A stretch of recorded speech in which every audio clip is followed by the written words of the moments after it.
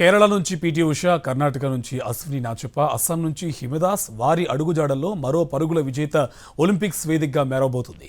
ఇప్పటికే జాతీయ అంతర్జాతీయ స్థాయిలో సత్తా చాటింది ఆ పరుగుల రాణి జ్యోతికశ్రీ.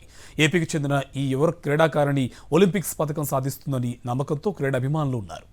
సౌకర్యాలు అంతంత మాత్రం, ఆర్థిక పరిస్థితి నామమాత్రం. ప్రాక్టీస్ కోసం సింథటిక్ ట్రాక్ కూడా లేదు. కానీ ఆ అమ్మాయి తన ప్రతిభనే నమ్ముకుంది. పట్టుదలతో నైపుణ్యానికి పదును పెట్టింది. పశ్చిమ గోదావరి జిల్లా తణుకులో మొదలైన ఆమె పరుగు అంతర్జాతీయ స్థాయికి చేరింది. 11 ఏళ్ల సుదీర్ఘ కృషితో ఇప్పుడు ప్యారిస్ ఒలింపిక్స్ కు అర్హత సాధించింది. తణుకుకు చెందిన దండి శ్రీనివాసరావు, లక్ష్మీ నాగవెంకటేశ్వరి దంపతుల రెండో కుమార్తె జ్యోతికశ్రీ.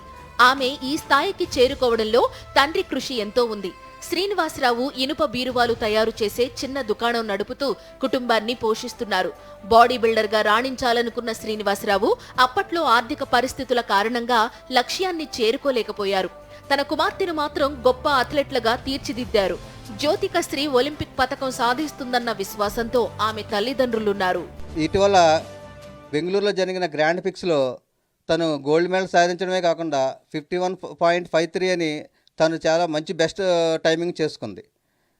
ఆ టైమింగ్కి మన జ్యోతికర్ ఇండియన్ ఒలింపిక్కి క్వాలిఫై చేశారు.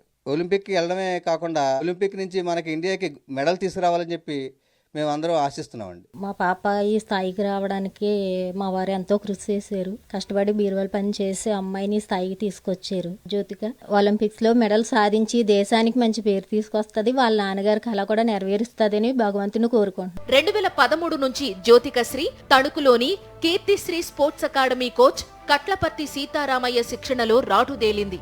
జిల్లా స్థాయి నుంచి రాష్ట్ర స్థాయిలో పలు పతకాలు సాధించింది. కెన్యాలో నిర్వహించిన యూత్ వరల్డ్ అథ్లెటిక్ ఛాంపియన్షిప్ లో అత్యుత్తమ ప్రదర్శన చేసింది. ఆ తరువాత జాతీయ, అంతర్జాతీయ స్థాయిలో సత్తా చాటి అనేక పతకాలు సాధించింది. 2022లో ఇండియన్ క్యాంప్ లో శిక్షణ పొందేందుకు అర్హత సాధించింది.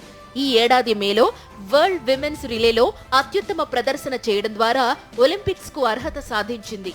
ఇప్పటి వరకు జ్యోతికశ్రీ జాతీయ, అంతర్జాతీయ స్థాయిలో 34 మెడల్స్ సాధించింది.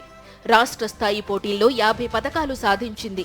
ఈ నెల 26 నుంచి ప్యారిస్ లో జరగనున్న ఒలింపిక్స్ లో భారత్ తరపున 400 మీటర్ల పరుగు పోటీలో పాల్గొనేందుకు అర్హత సాధించింది. వచ్చే నెల 9న ఈ పోటీ జరగనుంది. జ్యోతికశ్రీ ఒలింపిక్ పతకం సాధించాలని ఆమె కుటుంబ సభ్యులతో పాటు క్రీడాభిమానులు కోరుకుంటున్నారు.